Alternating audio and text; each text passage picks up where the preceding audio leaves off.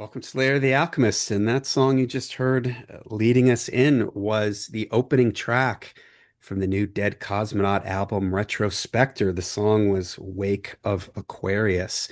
And here to talk about this new album, this is a familiar face. It's Matthias from A Pod Somewhere in Time and other episodes we've done here at the Lair of the Alchemist. So you've probably heard me mention his band Dead Cosmonaut. If you're a fan of the podcast, you always hear me say if you like good classic metal and Iron Maiden, I'm pretty confident you will like Dead Cosmonaut. Well, I still stand by that. No, in fact, I changed that. You will like them even more because this album is, in my opinion, this is the best Dead Cosmonaut album. It's the third Dead Cosmonaut album. And I'm going to read to you the description on Bandcamp for the band because I think it's a good overview of the band. So Dead Cosmonaut are one of the most vital heavy metal acts to emerge from Sweden in recent years. Formed by bassist and songwriter Matthias Reinholdsson, the band has grown from a solo project into a powerful unit featuring some of Sweden's most accomplished musicians: Pelle Gustafsson, Hellbutcher ex Niflheim, Fredrik Folker from Unleashed in Firespawn, Peter Hallgren from Sorcerer, and drummer Henrik Johansson. Their critically acclaimed release Expect Nothing from 2017, Requiem from 2019, and Gravitas from 2020 firmly established Dead Cosmonaut as masters of a rare balance: authentic heavy metal rooted in the tradition of Sabbath, Priest, and Maiden, combined with progressive structures, dynamic songwriting, and a dark, organic sound far removed from modern plastic polish. Critics consistently highlight the band's exceptional musicianship, memorable riffs, and an epic sense of scale. Now comes Retrospectre, their most ambitious work to date, a thematic album exploring memory, reflection, and hindsight. It unites weight, atmosphere, and virtuosity in equal measure. Every member contributes creatively, resulting in a record that is heavy, progressive, and unmistakably alive. This is heavy metal with depth, integrity, and longevity, built to stand the test of time. I couldn't have said it better myself. So, Matthias, And welcome. it's all true. Everything you just read Every out, word. there are absolutely no exaggerations. It's just 100% true. Hey, I ain't That's arguing with it. Yeah, I agree with it. That's why I read it, because I think it sums it up really nicely. So thank you for being here yeah. to discuss the new record. So you heard a little snippet of the opening track, Wake of Aquarius. But in your opinion, Matthias, Dead Cosmonaut, sometimes you'll see a sticker on a record that says for fans of. So Mm. who do you think this album is for fans of? Describe the Dead Cosmonaut sound and who, if you are a fan of these bands, you should check out this record. I mean, let's just say if you're a fan of good heavy metal, classic hard rock, you should check out this record. But let's get a little bit more specific. Describe Dead Yeah, Cosmonaut for us. I think that the my mindset or the goals I set up when I started this, which was a project uh, from the beginning, was that I intended to do some sort of, and this will sound really weird, and perhaps I'm not selling my product here, but I'm saying this anyway because this is honestly what I was thinking at the time when I was starting to write these songs, or to sort of form the idea of a band like what would become Dead Cosmonaut.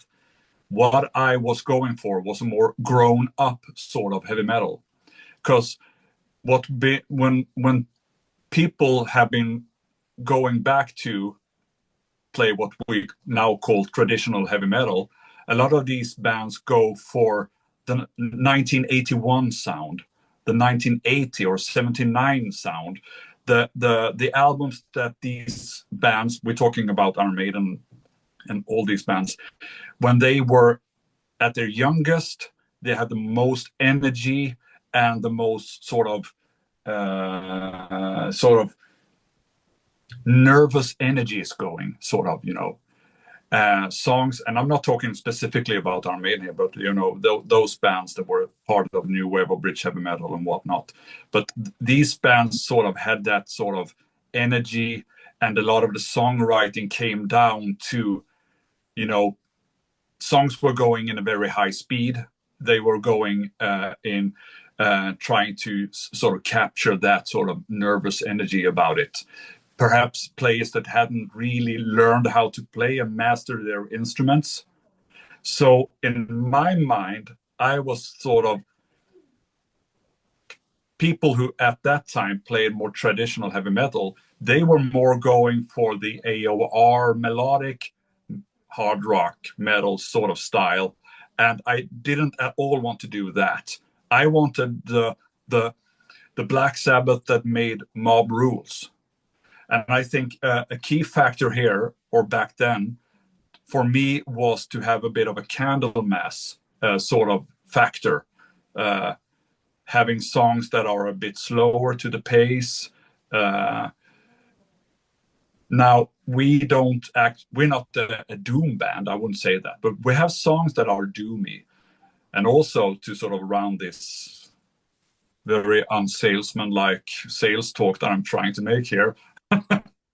I was going for more grown-up metal. I was going for a bit of a lower pace, but still with choruses that you could have in a stadium, that kind of. And I wanted to make songs and music in the style that you would compare to the Judas Priests, the Iron Maidens, all these classic bands. So my aim was pretty high.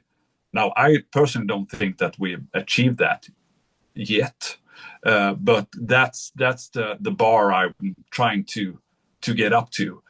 All these classic bands, and I think that a lot of the other bands, and I say retro bands now, are sometimes playing a bit safe by trying to recapture that sort of more childish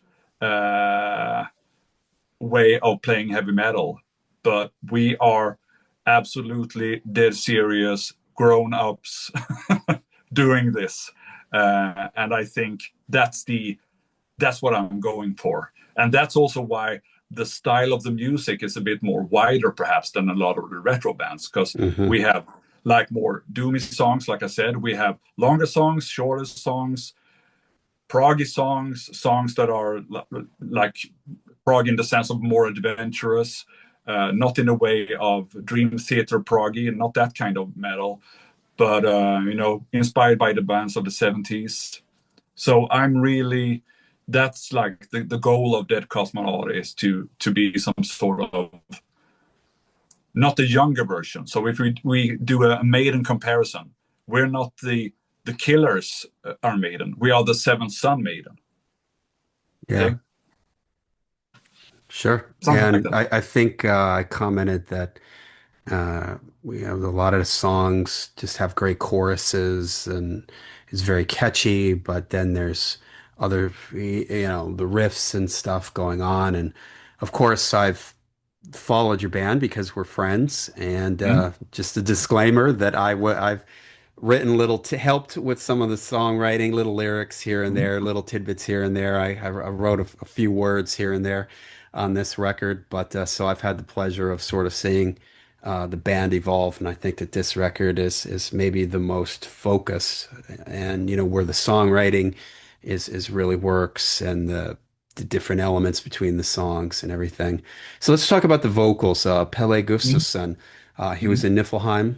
Yeah, I saw him recently at Maryland Death Fest with Hellbutcher, mm, and in those bands, he sings in a very extreme style.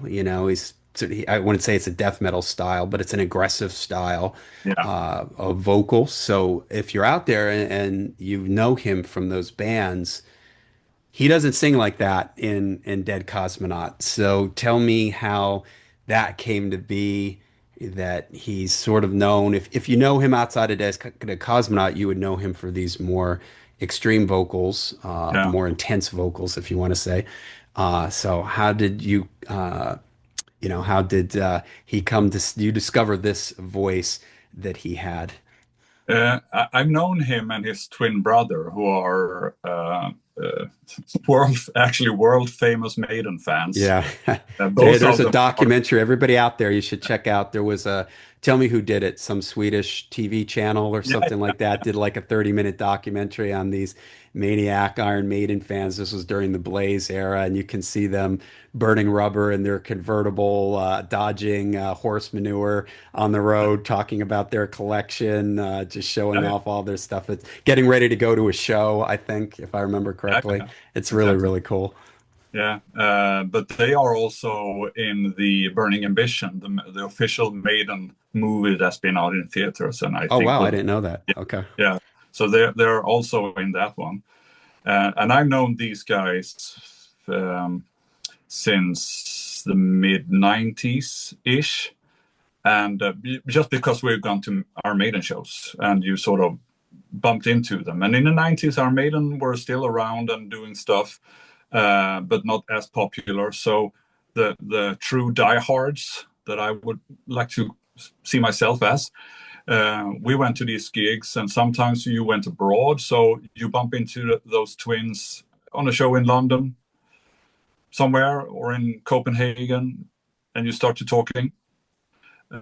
His brother Erik actually lived in Stockholm for a while, and I got to know him a bit better then. And Erik actually designed the sleeve for the first album as well, the Expect Nothing album. I had a concept and a photograph, but he just came up with something different, which is this apple skull sort of thing going on, which I think is great. And then I was working on all these songs for the first album, and in my head, I wanted a proper singer, because, like I said, we aim to be compared to all these great bands. That's what I'm going for. So originally, as you know, as you've been hearing these songs in their demo shapes over the years, I was singing myself, and pretty far into the recording of what became Expect Nothing, I was to be the vocalist. And I didn't actually like that thought at all. I didn't hear myself as the lead singer. I didn't see myself in that position because I wanted to play bass. And singing and playing the bass at the same time, of course, I could do that, but that's not the way that I envisioned the band on stage. It just looked wrong, and it sounded wrong in my head. But finding someone who can sing stuff like this, I mean, how many Rob Halfords are there out there? There Right. is one. Yeah. And then a mutual friend of ours, I was having this discussion, and he would be the guy who actually we sort of co-produced the album and manufactured the album with his record label. And Micke, as his name is, said that, well, have you heard Pelle sing? And I was like, of course I've heard Pelle sing.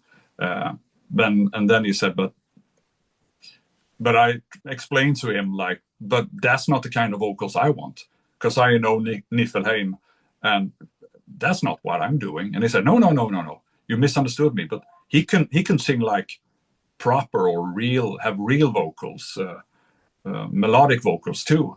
And he said, go online, and he want me to find this clip of him singing a cover song recorded. And I just listened to that and thought, this is the guy. Wow, I had no idea. I didn't know at all about that side of him. So I literally, within minutes, picked up my phone and called him and asked him if he would like to be the singer, or at least sing on the record of this project that I was doing. And this was even slightly before I had to change the name to Dead Kosmonaut, because at that time it was called Domkraft. But someone stole that name, so I had to change the name.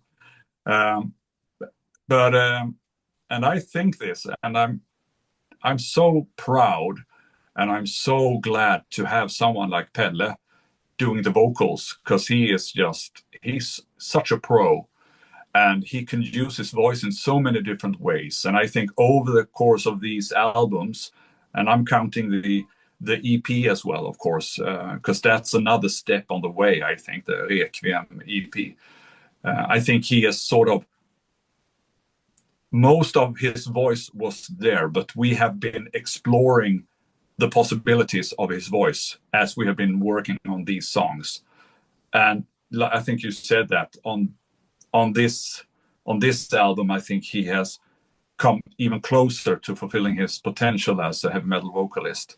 And I'm so glad that that's part of my journey with this project, and that he is doing this, because that is so rare to find someone with such a voice. And yeah, What do you think is a song on the album that really shows off Pele's voice? I think that all the You had to songs are pick more or one. less. So if I have to name one, I think the second to last song, called "The Lies," is very, very good. A bit funny, when we were recording that song, I happened to be in the studio, because usually it's Fredrik Folkare who is doing a lot of the recording and actually producing his vocals. And but I had a day off and went to the studio when Pelle was here in Stockholm recording, and I know that he was struggling a bit. Not that he couldn't sing it, but you know, when you have that sort of, tantalizing the word, that it's almost there, you can Hmm. sort of feel it, but it's not there. And it sort of just made him angry, basically. He was really mad at one point. It was like, let's not do this song. I can't do this. It doesn't work. Everything was wrong. The vocal melody was wrong. The way he was sounding was wrong. So it was a bit of drama going on in the studio. But eventually, and I think I think he said this, that he think that perhaps that song is like the song that he is the most proud of. So a bit of Interesting. struggle is sometimes it's good Yeah. to just go on and just do it. Yeah. Mm. All right. Well, let's take a quick little listen to a little piece of The Lies.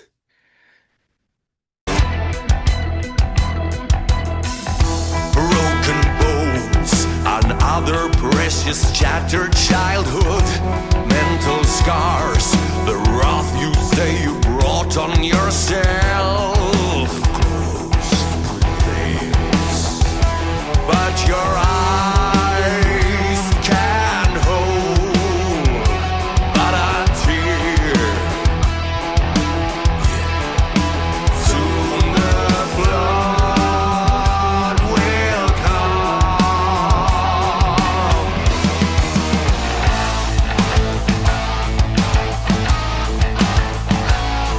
Deception through denial, and dreams confused for memories led you astray. All right. You just heard a little snippet of the song The Lies from Retrospectre, the new Dead Cosmonaut album. All right. We do an Iron Maiden podcast together Mm. called A Pod Somewhere in Time, if you don't know out there already. Uh, any Iron Maiden influence on this album? Uh, it's been. Consciously or unconsciously, do you think? I think that a few reviewers have actually pointed out that they hear a bit of Bruce Dickinson vocal lines here and there, and of course, Iron Maiden is such a huge thing for me. The weird thing is, though, that for some reason, whenever I'm sitting with a guitar or thinking about a vocal melody or a bass line or a guitar riff or anything, because I'm the main songwriter of the band. I don't write everything, but I'm the main sort of creative force behind the band. And if I just find it too close to Steve Harris or too close to Iron Maiden, I sort of shy away from it. It's like you don't want to grow up be just like your parents. If I'm Yeah. to sort of analyze myself, I think it just feels a bit weird sometimes that is a very Harris baseline. Mm, let's not go there. Let's try to do something else. Mhm. So I've actually consciously been trying to shy away from too obvious Iron Maiden stuff. There are things that I could hear are very Iron Maiden. I mean, guitar harmony parts and stuff like that could easily be like Adrian Smith stuff, I think. And having two guitar players, like we have, actually there are three guitar players, because our previous player, Per Fransson, is playing on a few songs. Actually, you were saying that you sometimes help out with things. Total disclaimer here on transparency. I mean, you co-wrote the lyrics for the second song on the album, Out of the Shadows Rising. I had the chorus and the post-chorus, and I just got stuck. And then like I always do, I turn to you and say, help me out here. And you came up with that. So on that particular track, Per is playing most of the guitars, actually, Out of the Shadows Rising. I know Out of the Shadows is a song by Iron Maiden on an album called A Matter of Life and Death. And it was like, I got the melody for the song. And, there are like 3 seconds when you think, that's good, this feels good. And then 3 seconds later, it's like, darn, it's too, yeah. It's Iron Maiden. Yeah. Yeah, but you went, I just grew so accustomed to it. Out of the Shadows Rising. Right. So that makes it different than yeah. But it's a bit awkward, but I just have to own it now, I think. And you're a part of that song. And I have to ask you, actually. I mean, I just come out of the blue and say, hey, can you write and we have to say also that you just don't do like the words to a melody. You do the words and you have a melody for the part that you write. So you are very into the actual songwriting part of it. It's not like you are the supplier of words. You are also contributing the melodies for those words, we have to point out. But do you think, what are your mindset when you are doing this stuff for Dead Kosmonaut? Yeah, it's different. It's interesting because for anybody out there that does write music, you have a certain way you sort of do it on your own, like you do.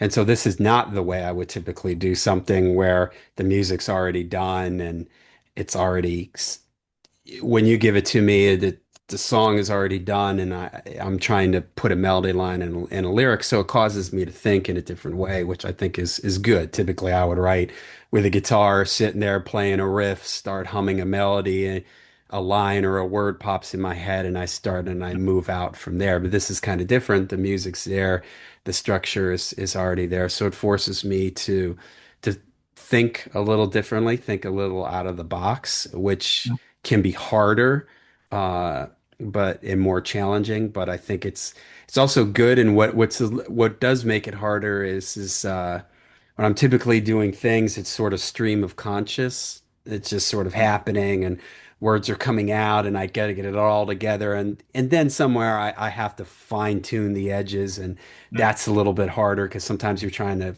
get certain things to fit and stuff like that. But this is like the structure is there and I got to make it fit in there. So it's fun and it's an interesting challenge. Sometimes it's difficult, like I said, because if I'm just running off of sort of inspiration and emotion. And if it's just not happening, then it's hard to force it. In other words, I got to kind of wait for that moment for it to sort of, and anybody who's a songwriter knows they have this. Maybe you have a riff that's been sitting around forever. You have a line, you have a melody line, you have a chorus, you have a theme. It just doesn't work. It's not happening. And then all of a sudden something happens and a light bulb goes off or the inspiration strikes and it all just sort of falls into place. So yeah, it's fun. I like doing it. I've done it for other people too that have sent me things, either adding a bass line or I've done this where I've written lyrics and melody lines. And I don't know if I could do an entire album like that because again, it feels like it takes a lot more energy for me because it's not the natural way that I would particularly do something, but it's fun and it's good. And I would actually say if you're somebody out there who wants to be a songwriter, you should do this because it causes you to see things and to work on things in a different way. And I think that's healthy and good for your songwriting. So yeah. I mean, I think it's interesting that a lot of the songs on this album and previous songs and songs I'm working on now, just like you say, they just come out in a way that you just sitting there strumming a guitar, or you're sitting there with the bass in your lap and just moving your fingers around, and then you sort of just happen to play something that just Yeah. you react to. Like you say, it's a stream of consciousness thing. But what I've also done, and especially for that Cosmonaut, is sometimes when I'm doing these albums, I'm thinking, what does this album need? Okay, I Yeah. have a song like that. I have a Yeah. Yeah. like for this album, the opening track that you heard in the beginning of this episode was like, I have never heard Dead Cosmonaut doing a proper opening track. So that has always been a bit of a gripe for me, that I don't do that. I know I can sort of, I know what I want to hear, but that's not my natural habitat as a songwriter, to make sort of that punchy, short, and up tempo stuff. I'm more laid back. I'm more of a doomy guy, and more of a I'm not saying prog, but I mean slower pace. That's more my natural environment. But so I just forced myself literally to just come up with stuff that is high energy, in your face, and make shorter songs. So that was one of my, like, I gave myself a task. Now do this, Matthias. You have to make a song like that to go on the album, and that song will be the opening track. And in the wake of Aquarius, I wrote the music. The drummer Henrik wrote the words and the melodies, vocal melodies for that one, which actually was the first time that he sort of put words to my music. Actually, was interesting. So I try to sort of force myself into making like a certain type of song. And what I've been doing lately is I've been trying to make like songs that are no more than 3.5 minutes, and it's so hard. It's so hard for It me is. to sort of to make short songs. But I Ask think Iron I Maiden about that. yeah, yeah. Exactly. But I think I got one or two songs that they are there, and they are still full songs. I mean, you can write like an instrumental thing, just a guitar with a melody or something that could be like easily just a minute and a half. But that's some sort of, you know, something that goes in between songs. Like on the previous album, the song Gravitas was just a short instrumental song between two really long songs. But yeah, but writing shorter-ish songs has been one of the tasks that I've been giving myself lately. But then again, I'm also working on really long songs, and there is actually one song that we started to record for this session, but the song is like 15 minutes long or something. That is in the vault for a future release, hopefully. But yeah. Cool.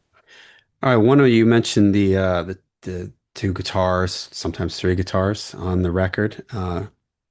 One of the songs that I really like, and I wanted to get a snippet in here, was the intro to the song "Eyes Grow Old." So let's listen to the intro to that song.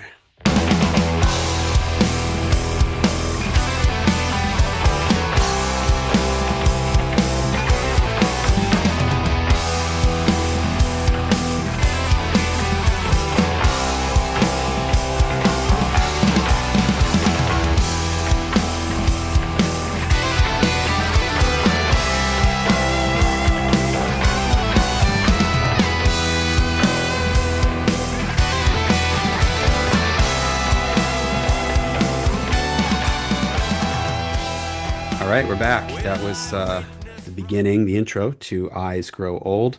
We're talking about Retrospectre, the new Dead Cosmonaut album.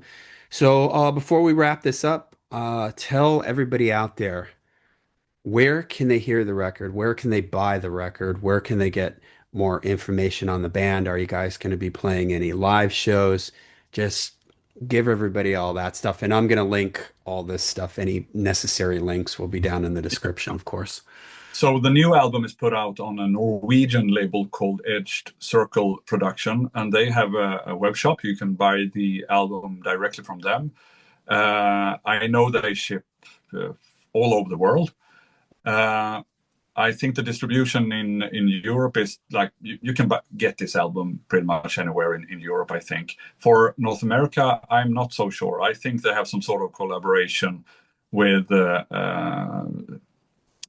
some sort of American web store or something. But I'm not sure. Actually, I should have.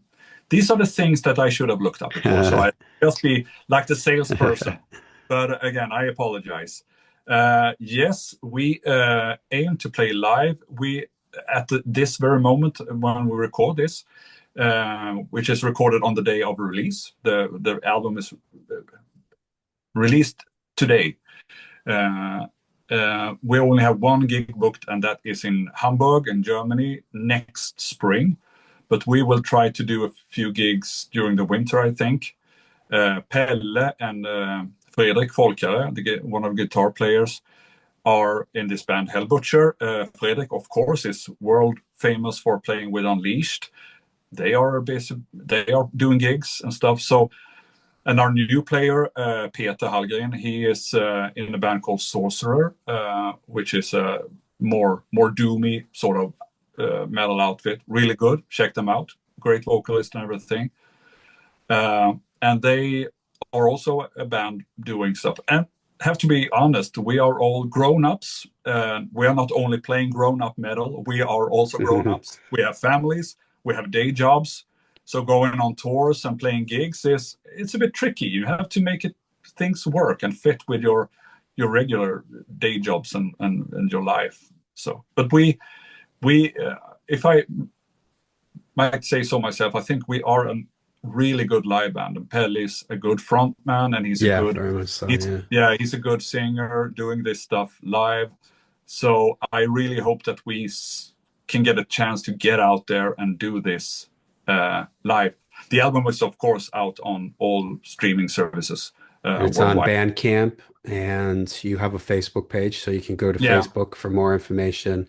If you And want to it's download it, you can go to Bandcamp. It's on the streaming services. As you mentioned earlier, there's a vinyl version, there's a CD version, and there might be a cassette version at some point in the future. All right. Yeah. Well, thanks for coming on to talk about the new album, and congratulations on it. And I want to take us out to play some music from the record to take us out. I'm going to take us out on the last track, which is, I guess, is it technically a title track? Because the name of the album is Retrospectre, but this is the Retrospectre. Yeah. So before we go into listening to the title track of the album, tell us what is what is a Retrospectre?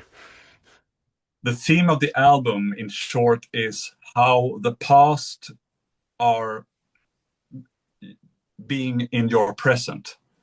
So things that you have done can sometimes come back and haunt you. So that's the specter part of this idea. Sometimes you're trying to run away from your past, and sometimes you have memories of things that didn't happen. You have like created false memories. So like you said, the theme is hindsight, memories, and the retrospector, a retrospector is that factor that is sort of always there. Sometimes it's right in front of you that this is the past and now I have to deal with this.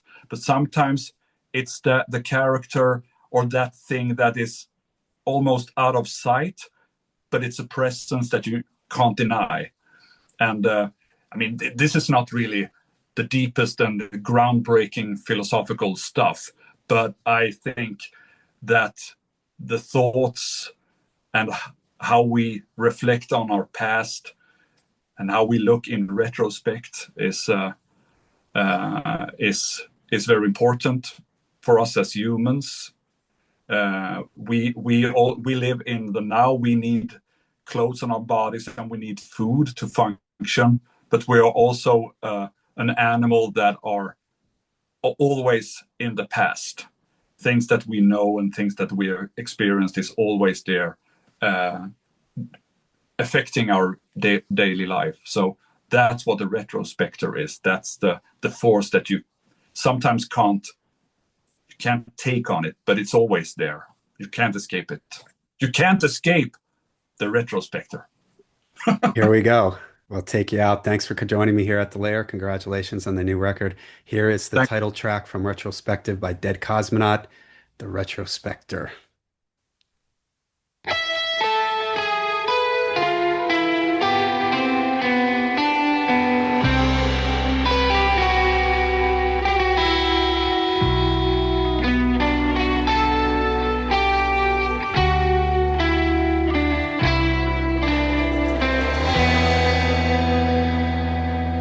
Points of no return, a witness never heard, confessions of a lesson not learned, songs of never greens, pictures